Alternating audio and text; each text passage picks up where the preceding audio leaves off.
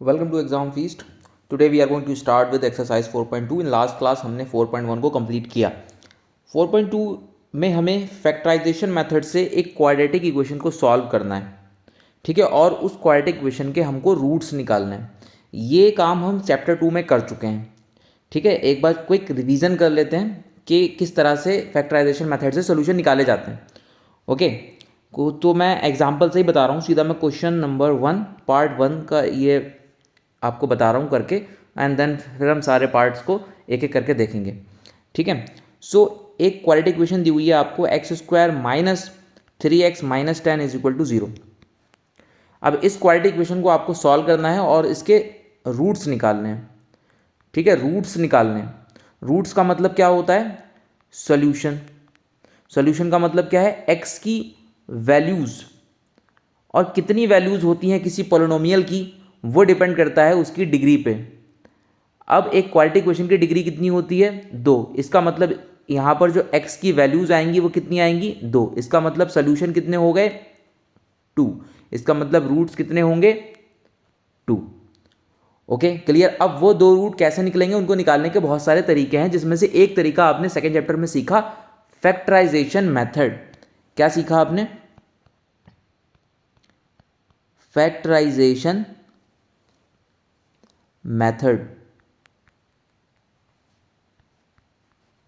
ठीक है। अब इस मेथड में क्या करते हैं हम लोग? स्प्लिट करेंगे बीच वाले टर्म को, ठीक है। अब जैसे ये है, तो पहले आपको फैक्टराइज करवाना है, तो क्या करेंगे आप? स्प्लिट करेंगे बीच वाले टर्म को। उसके लिए क्या करते हैं? एक्स स्क्वायर का कॉफिशिएंट देखते हैं, ठीक है, और जो हमारा कांस्टेंट है उसको देखते हैं, और मल्टीप्लाई करा के देखते हैं कितना आ रहा है। 1 इंटू 10 यानी कि 10, ठीक है। आपको बीच वाले पार्ट को इस तरह से स्प्लिट करना होगा कि इसको मल्टीप्लाई करने पे तो हमें 10 मिले, -10 मिले, ठीक है, और प्लस या माइनस करने पे हमें वापस वही मिल जाए, यानी कि -3 मिल जाए। तो आप क्या करेंगे? 2 का टेबल पढ़िए, ठीक है। 2 का टेबल में 10 कितने टाइम्स में आ रहा है? 2 5 ज़ा 10। अब 2 और 5 का कॉम्बिनेशन देखिए, प्लस करके 7 मिलेगा, माइनस करके 3 मिलेगा। तो इट मीन्स मैं क्या करूं, 2x में से अगर मैं 5x को माइनस कर दूं तो मुझे -3x मिल जाएगा, ठीक है। और अगर 2 को 5 से मल्टीप्लाई करा जाए तो -10 आ रहा है, ठीक है, और यही हमें चाहिए था यहां पर। क्लियर? समझ गए? अब क्या करना है आपने, यानी आपको क्या मिल गया है? 1x square plus 2x minus 5x minus 10 is equal to 0। अब आपको पेयरिंग करनी है। फर्स्ट 2 टर्म को एक ब्रैकेट में, दूसरे अगले तीसरा और चौथा जो टर्म होगा उसको एक ब्रैकेट में डालना है।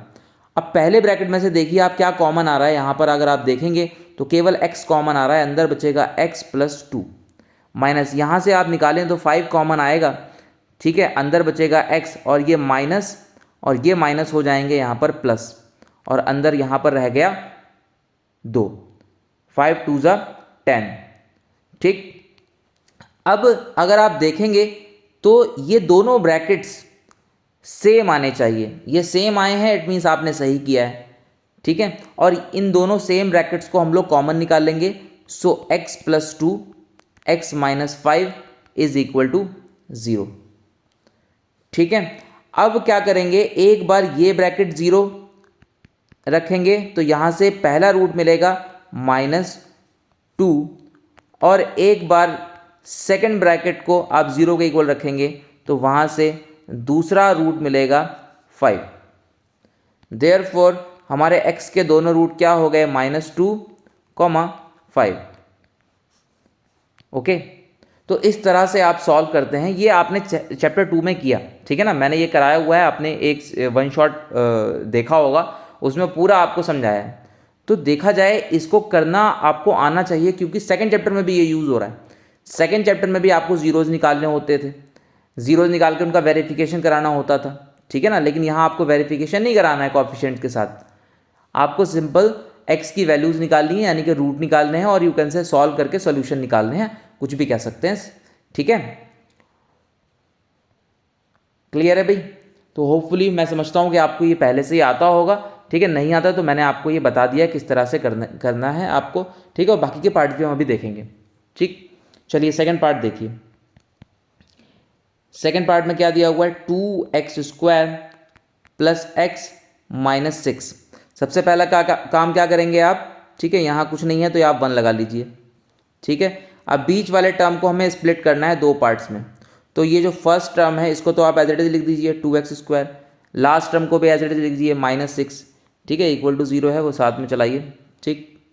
अब क्या लाना है आपको, देखिए यहाँ पर 2 है, यहाँ पर 6 है, तो 2 × 6 12 चाहिए, कितना चाहिए 12। अब बीच वाले जो आपका बीच वाले टर्म को आप इस तरह से स्प्लिट कीजिए कि मल्टीप्लाई करने पे 12 आ जाए और प्लस या माइनस करने पे वापस से आपको 1 मिल जाए।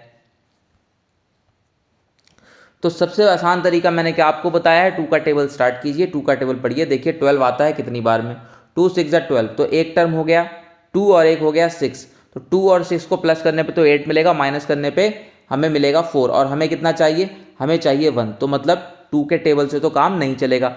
जब 2 के टेबल से काम नहीं चल रहा है तो आप 3 का टेबल पढ़िए, 3 1 3, 3 2 6, ठीक है ना, 3 4 12, तो 3 हो गया 4 हो गया, ठीक है, एक टर्म हो गया 3 और एक हो गया 4, 3 4 दोनों को मल्टीप्लाई करेंगे तो क्या मिल जाएगा 12 मिल जाएगा, ठीक है, और दोनों को माइनस करेंगे तो क्या मिल जाएगा 1 मिल जाएगा।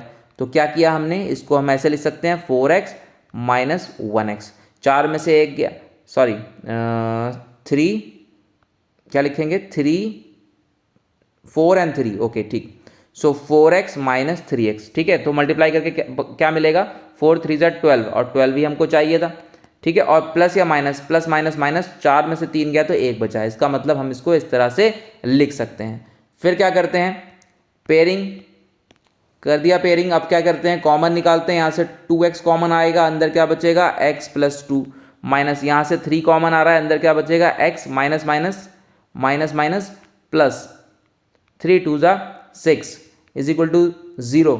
अब देखें आप, ये वाला ब्रैकेट क्या है, सेम आ गया है, इसका मतलब हमने ठीक किया है। अब इसको हम लोग बाहर निकालेंगे तो अंदर क्या बचेगा, अंदर बचेगा 2x minus 3 is equal to 0, ठीक है। दोनों चीज़ें, दोनों ब्रैकेट मल्टीप्लाई में है, या तो ये 0 के इक्वल होगा या फिर ये, तो if x plus 2 is equal to 0 then x is equal to -2, और अगर 2x minus 3 is equal to 0 को बराबर होगा तो आंसर आ जाएगा 3/2।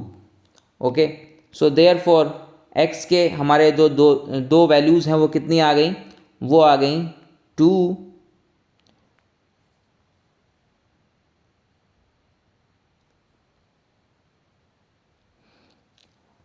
चेक कीजिए एक बार इसको, सेकंड पार्ट को, 2x क्वेश्चन ठीक उतारा है, 2x² plus 1x minus 6 is equal to 0, ठीक है।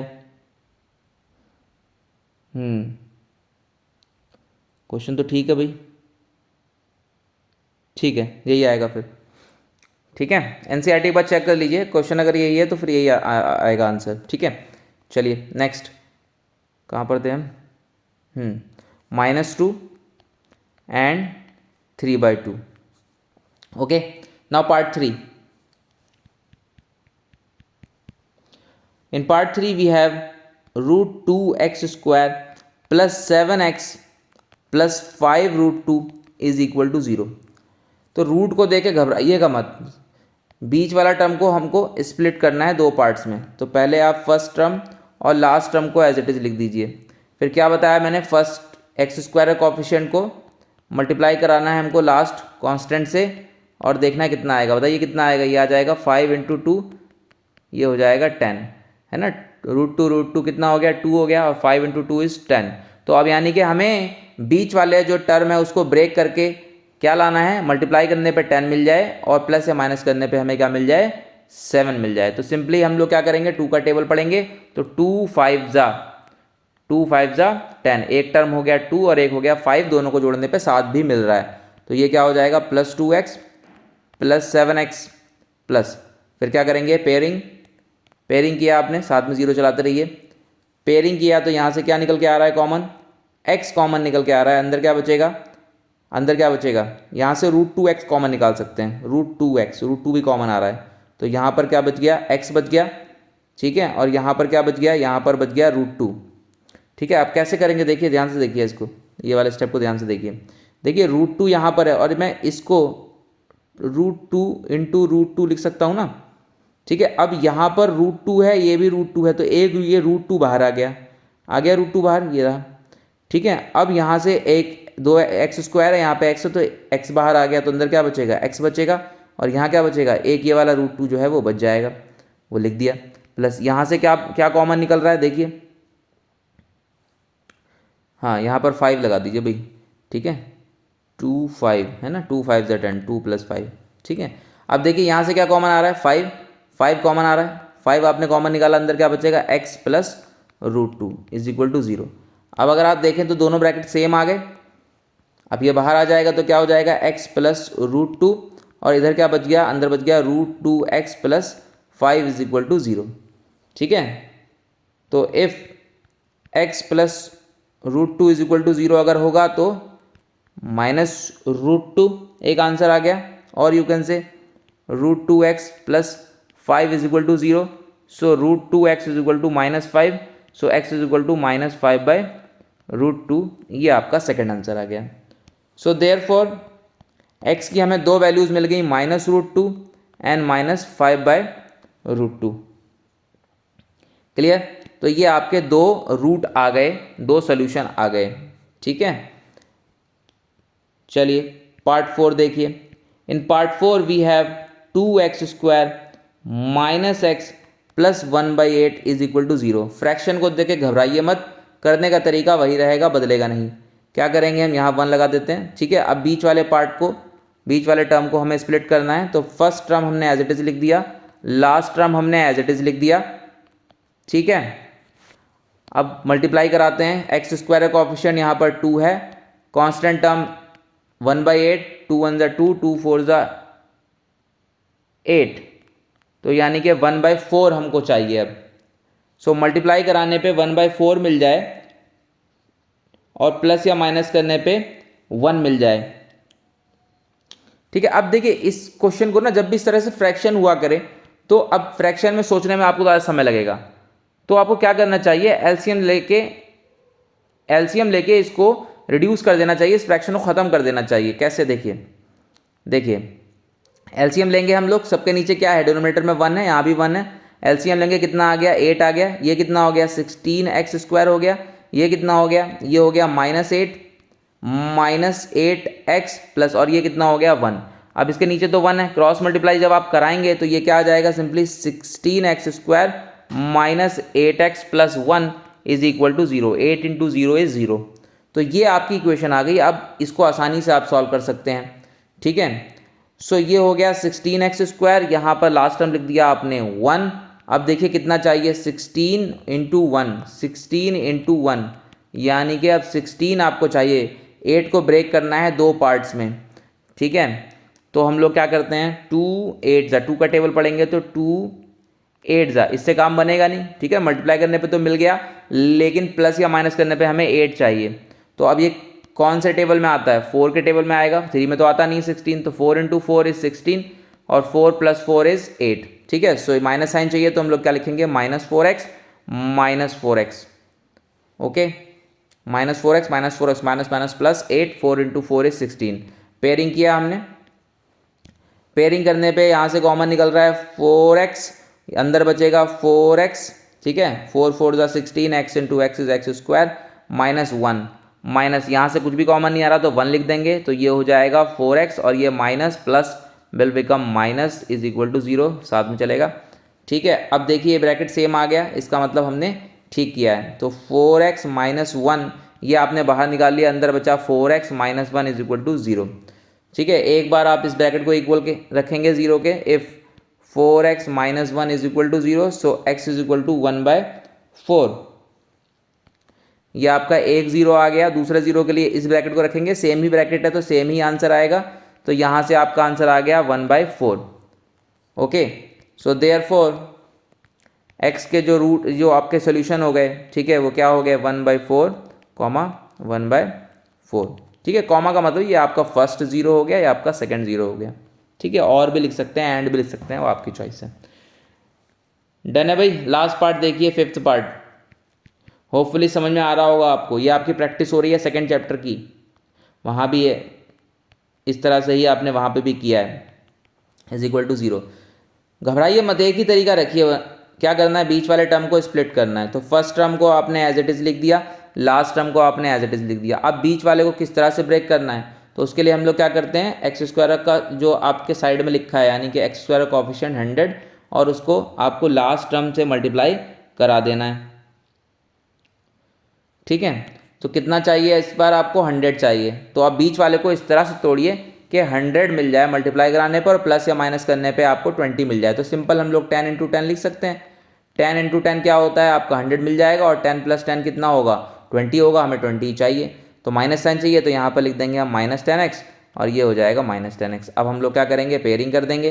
पेयरिंग करने के बाद हम लोग कॉमन निकाल लेंगे। यहाँ से क्या निकल रहा है कॉमन, देखिए यहाँ से 10x कॉमन आ गया। 10x कॉमन आ गया, अंदर बचा 10x। ठीक है, 10 × 10 is 100, 100x × x is x square. यहाँ पर हो गया 1 माइनस, यहाँ से कुछ भी कॉमन नहीं आ रहा तो 1 लिखेंगे, तो ये हो जाएगा 10x और माइनस प्लस माइनस हो गया, सो दिस इज -1। 0 साथ में चलता रहेगा। अब ये देखिए ब्रैकेट सेम आ गया, इसका मतलब हमने सही किया है और ये ब्रैकेट बाहर आ गया। तो 10x - 1, अंदर क्या बचा, अंदर बचा 10x - 1। अगेन दोनों ब्रैकेट सेम आ गए तो सेम ही आंसर मिलेंगे। So if 10x - 1 is equal to 0, so x is equal to 1/10। ये आपका एक 0 आ गया और दूसरा ब्रैकेट भी सेम ही है तो वहाँ से भी आपको सेम ही आंसर मिलेगा, 1/10। So we can say therefore x के हमारे दो वैल्यूज़ क्या हो गई, 1/10 एंड 1/10। ये आपके जीरोज आ गए। तो ये आपके टोटल 5 पार्ट्स थे क्वेश्चन नंबर 1 के, जिसमें आपको रूट निकालने थे। ठीक है, फैक्टराइजेशन मेथड से रूट निकालने थे, हमने निकाल लिए। डन है भाई। क्वेश्चन नंबर 2 देखिए। इन क्वेश्चन नंबर 2 में बोल रहा है solve the problems given example 1। एक एग्जाम्पल 1 है, वहाँ पर कोई प्रॉब्लम थी, उसको आपको सॉल्व करना है। ठीक है, एनसीईआरटी को खोल के देखिए, वहाँ पे एक इक्वेशन होगी एग्जाम्पल 1 में। वो इक्वेशन मैं यहाँ पर डायरेक्टली लिख दे रहा हूँ।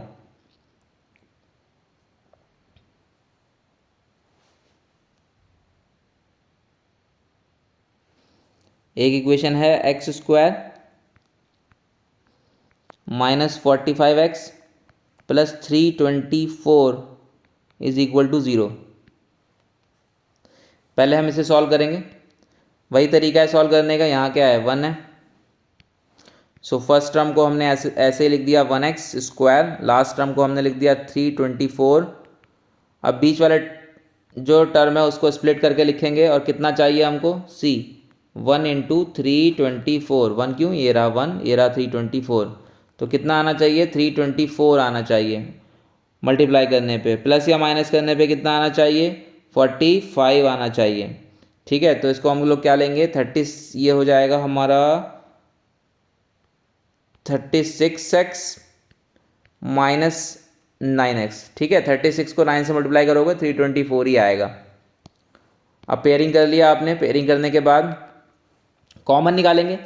x कॉमन आ रहा है तो x - 36 माइनस यहाँ पे क्या 9 कॉमन आ रहा है तो x - 36 वही आएगा सेम, इज इक्वल टू 0। दोनों ब्रैकेट सेम है, इसका मतलब आपने सही किया है। तो यहाँ से एक ब्रैकेट आ गया x - 36 और दूसरा ब्रैकेट आ गया x - 9 is equal to 0। So therefore x के दो आंसर आ गए। x - 36 इज इक्वल टू 0 करोगे तो x इज इक्वल टू 36। ठीक है, और अगर x - 9 इज इक्वल टू 0 करोगे तो x इज इक्वल टू 9। तो ये दो रूट हो गए आपके। डन है भाई। अब यहीं पे दूसरा जो इक्वेशन दिया हुआ है वो है x² - 55x + 750 is equal to 0। इसके भी आपको रूट निकालने हैं, तो सेम वही काम करना है आपने। x² लिखा है, यहाँ पर 1 है, कितना चाहिए आपको, 1 × 750। लास्ट टर्म को आपने एज इट इज लिख दिया, 750 इज इक्वल टू 0। अब बीच वाले टर्म्स को हमने ब्रेक करके लिखना है। सो ब्रेक करके लिखेंगे आप, ये लिखेंगे आप -30x - 25x। ठीक है, 25 या 75 होता है, प्लस या माइनस करेंगे, माइनस माइनस प्लस हो गया तो 55 आ गया। सिंपल है ये। पेयरिंग किया, पेयरिंग करने के बाद यहाँ से x कॉमन आया, सो यहाँ पर बच गया x - 30। यहाँ पर आपने निकाला 25 कॉमन, 25 बाहर आया, अंदर बचा minus plus minus again 30 is equal to 0। So bracket same आ गया है, ब्रैकेट सेम आ गया, इसका मतलब आपने ठीक किया है। सो ये ब्रैकेट आपने बाहर निकाला, अंदर बचा x - 25 is equal to 0। Done है भाई। So therefore we can say if x minus 30 is equal to 0. So x is equal to 30. Or you can say x minus 25 is equal to 0. So x is equal to 25. So this is your first 0 and this is your second 0.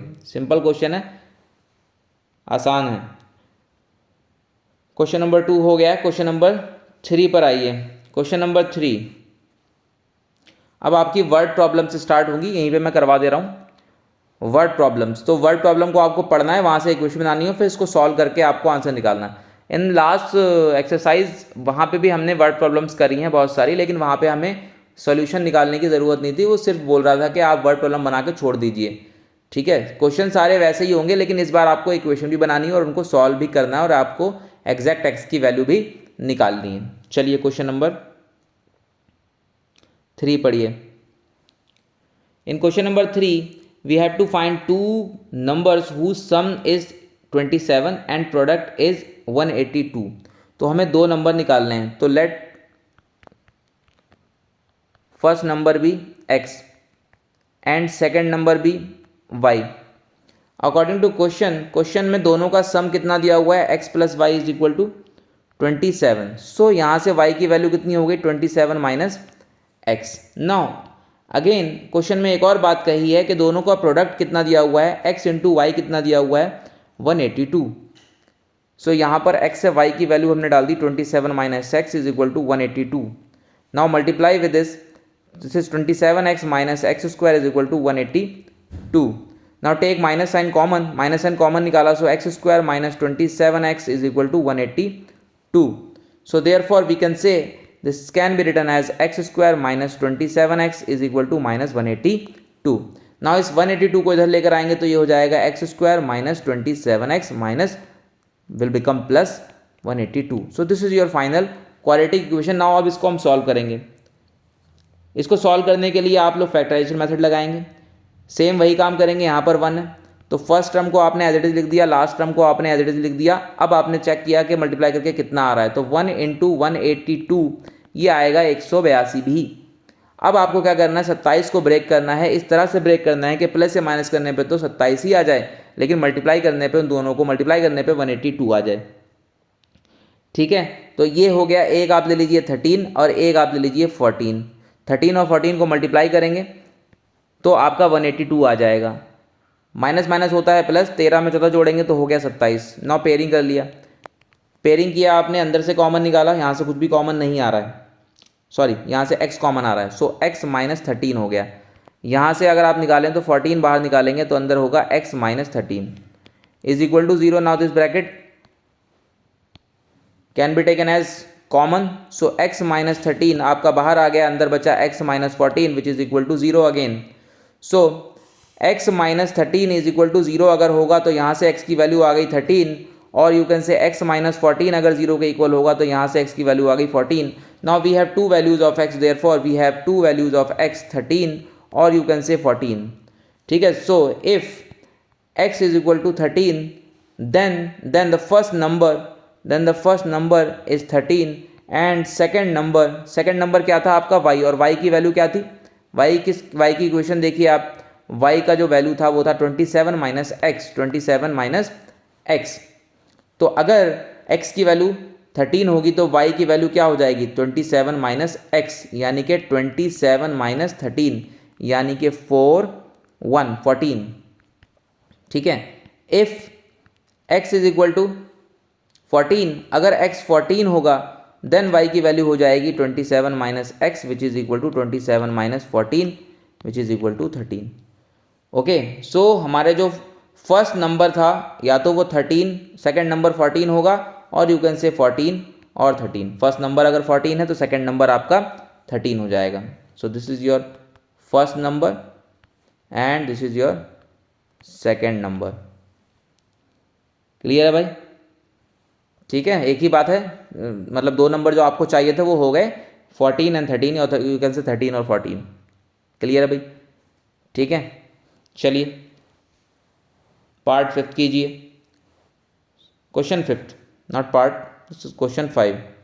So in question number 5 क्या कह रहा है देखिए, the altitude of a right angle triangle is 7 centimetre less than it's base. तो एक right angle triangle है, एक right angle triangle हमने बनाया यहाँ पे 90 डिग्री है, तो इसके सामने वाली साइड क्या हो जाएगी, हाइपोटेन्यूज हो जाएगी, और ये क्या हो जाएगा, ये बेस हो गया, मान लेते हैं बेस, और ये क्या है, ये एल्टीट्यूड है, ठीक है, एल्टीट्यूड बोल लो या हाइट बोल लो या परपेंडिकुलर बोल लो, एक ही बात है सारी ना, दिस इज योर परपेंडिकुलर है ना, परपेंडिकुलर को ही एल्टीट्यूड बोलते हैं।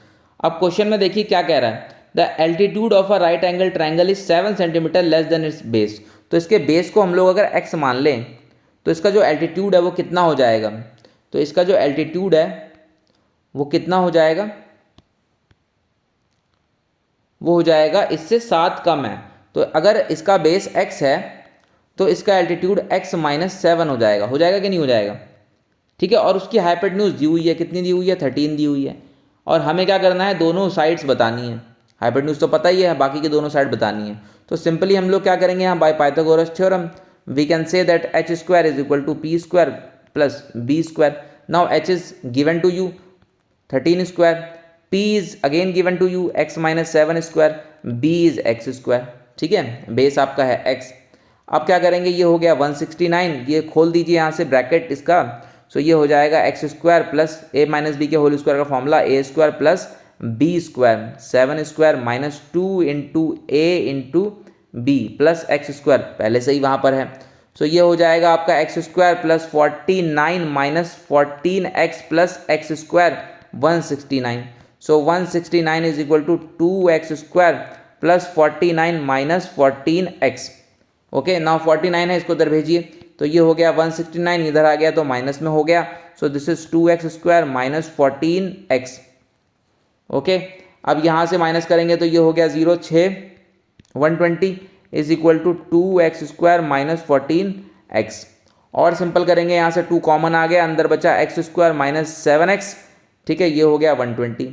ये 2 मल्टीप्लाई में इधर आएगा तो डिवाइड में हो जाएगा, so this is 120 by 2 is equal to x square minus 7x, ठीक है, ये कट गया, ये हो गया 60, so 60 is equal to x square minus 7x।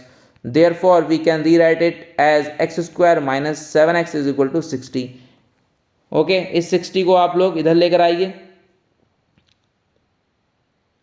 तो ये हो गया x square minus 7x minus 60 is equal to 0। So this is your quadratic equation. अब हम इसे सॉल्व करेंगे to get the values of x। So simple काम है, यहाँ पर 1 है, सो इसको आपने एज इट इज लिख दिया, माइनस 60 एज इट इज लिख दिया। अब क्या चाहिए आपको, 1 इंटू 60, तो आपको 60 चाहिए, बीच वाले टर्म को ब्रेक करके मल्टीप्लाई करने पे 60 आना चाहिए, ठीक है। सो 12 का टेबल होता है 12 5 जा 60, और 12 में से 5 गया तो 7 बचेगा, तो हम लोग क्या लिख देंगे, माइनस 12x प्लस 5x, 12 में से 5 गया तो 7 माइनस का, इसलिए 12 पे माइनस साइन लगाया है, ठीक है। 12 इंटू 5 इज माइनस 60 आ रहा है, इज इक्वल टू 0। ना पेयरिंग किया आपने, पेयरिंग करने पे आपका कॉमन निकला अंदर से x माइनस 12 बचा, प्लस यहाँ पर 5 है तो ये बच गया 12 पंजे 60, यहाँ पर भी 12 आ गया, plus minus will become minus is equal to 0। Hopefully अब इस मेथड में फैक्टराइजेशन में तो कोई दिक्कत नहीं होगी आपको। यहाँ से ब्रैकेट आपके सेम है, बाहर आ गया x minus 12 x plus 5 is equal to 0।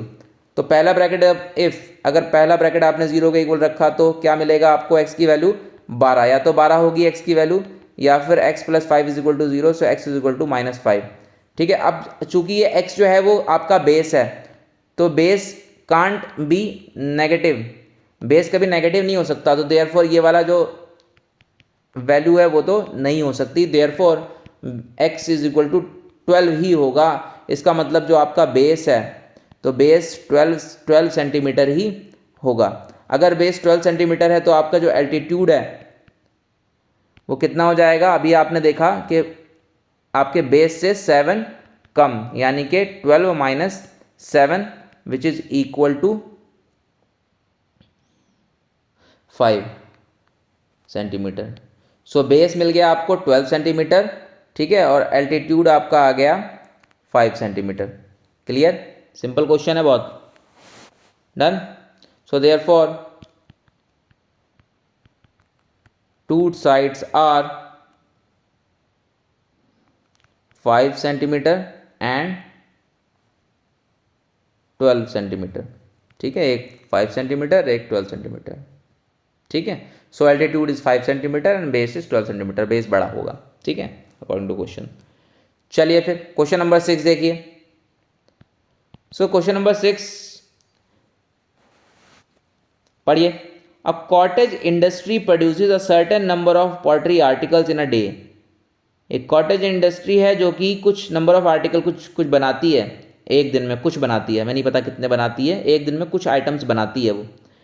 It was observe on a particular day that the cost of production of each article was 3 more than twice the number of article produce on the day. तो यहाँ पे दो चीज़ें हैं, number of article और दूसरा है cost. तो हम लोग मान लेते हैं let number of articles produced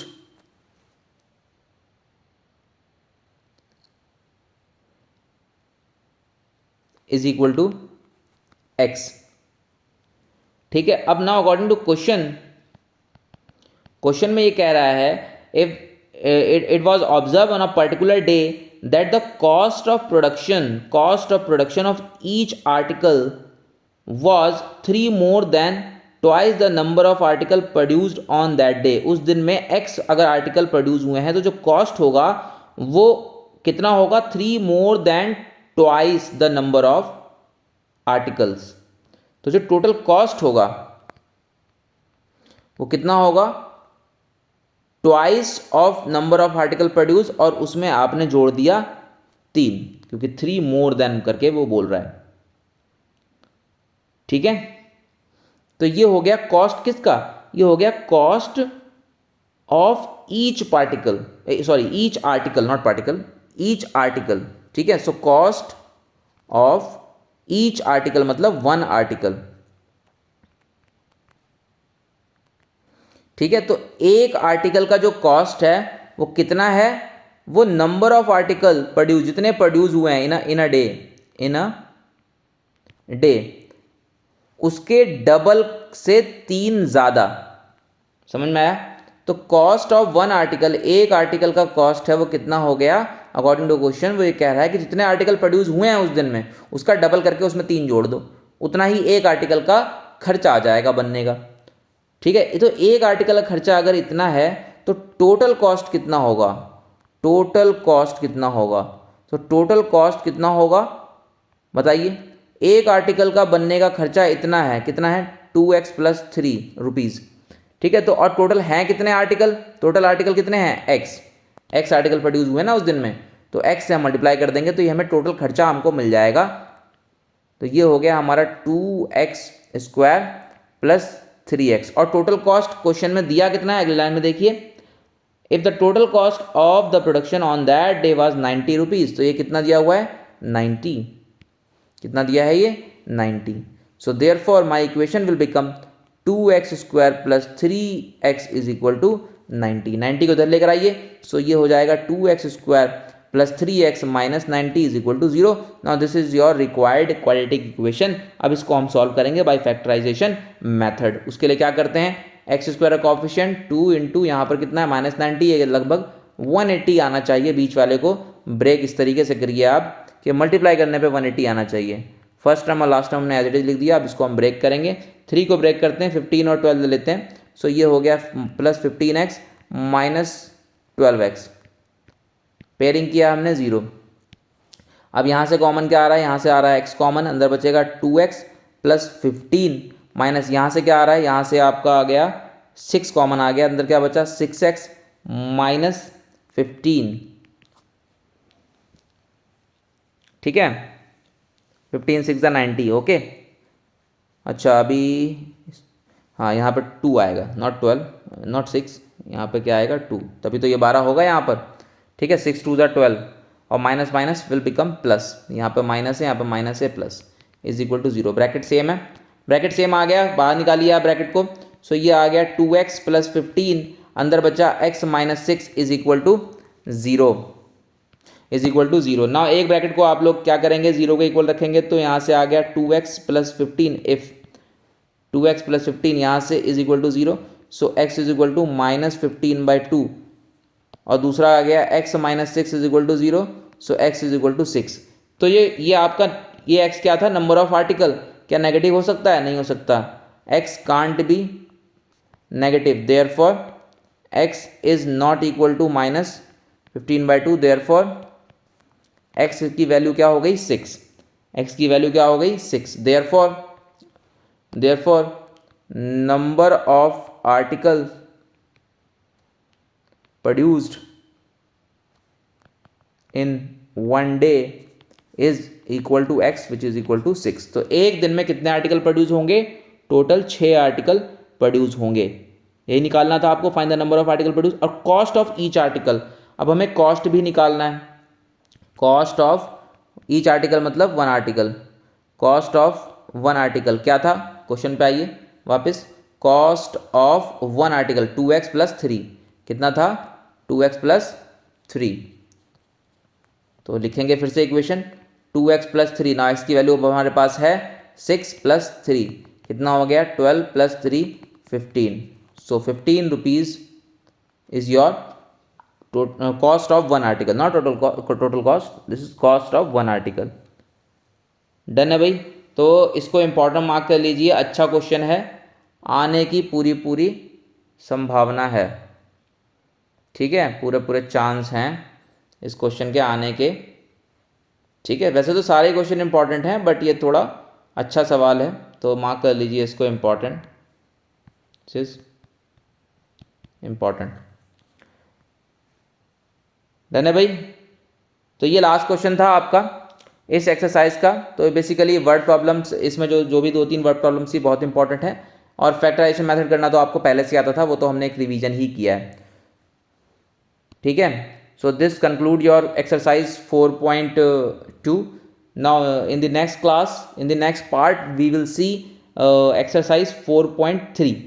ठीक है, और वो लास्ट एक्सरसाइज है आपके इस चैप्टर की, इसके बाद आपका चैप्टर कंप्लीट हो जाएगा नेक्स्ट पार्ट में, और उसके बाद हम शुरू करेंगे अरिथमेटिक प्रोग्रेशन चैप्टर 5। थोड़ा जल्दी करेंगे अब क्योंकि समय बहुत कम बचा है, और कोई भी डाउट हो तो आप बता सकते हैं, और कोशिश रहेगी कि जल्दी से जल्दी आपका सिलेबस कंप्लीट हो जाए। ठीक है, और कोई डाउट है तो आप बताएं, सो दैट हम उसके बाद प्रीवियस क्वेश्चन भी प्रैक्टिस कर लें। ठीक है, तो रिलैक्स होकर कीजिए, जितना बताया जा रहा है उतना कीजिए, आराम से कीजिए, बाकी सब्जेक्ट्स को भी ध्यान दीजिए। ठीक है, साइंस को भी पढ़िए, सोशल साइंस भी देखिए, इंग्लिश हिंदी सब देखिए, क्योंकि सारे एग्ज़ाम्स आपको देने हैं। ठीक है, बट ये है कि आप एक टाइम डेडिकेट कीजिए कि कितना कितना समय सबको देना है। मैथ्स में अगर डेली 2 आवर्स भी दे रहे हैं तो it is more than sufficient basically. So बस आप क्या कीजिए, फोकस रहना चाहिए कि हमको क्या करना है आज, कि ये चैप्टर कंप्लीट करना है, तो वो चैप्टर कंप्लीट करके ही आप उठें। एक्सरसाइज अगर आप लगा रहे हैं कोई भी, या आप चैप्टर लगा रहे हैं, तो वो डिसाइड कर लीजिए पहले से कि भाई आज कितने एक्सरसाइज लगानी है या कितने चैप्टर लगाने हैं आपने। मैथ्स में डेली एक चैप्टर ज़्यादा मत लगाइए अभी फ़िलहाल, जब तक एग्ज़ाम नहीं आता। ठीक है, आफ्टर योर 1 मार्च, उसके बाद जो 8-9 दिन का जो गैप है एग्ज़ाम में, उसमें आप एक दिन में 2-3 चैप्टर भी लगाइए, कोई दिक्कत नहीं है। लेकिन अभी आप केवल डिसाइड कीजिए कि एक दिन में एक चैप्टर ही आपको लगाना है। ठीक है, जैसे अभी 2nd चैप्टर हमने कर लिया है, 3rd चैप्टर कर लिया है, अब ये 4th चैप्टर भी कंप्लीट हो जाएगा नेक्स्ट पार्ट में। तो ये 3 चैप्टर बहुत अच्छे से आप कर लीजिए प्रैक्टिस। ठीक है, ज़्यादा समय नहीं लगेगा, 1.5 से 2 घंटे लगेंगे, आपका पूरा चैप्टर कंप्लीट हो जाएगा, चाहे वो 2nd हो, चाहे वो 3rd हो, चाहे वो 4th हो। ओके, सो कंक्लूड करेंगे इस चैप्टर को नेक्स्ट क्लास में। ठीक है, चलिए मिलते हैं नेक्स्ट पार्ट में।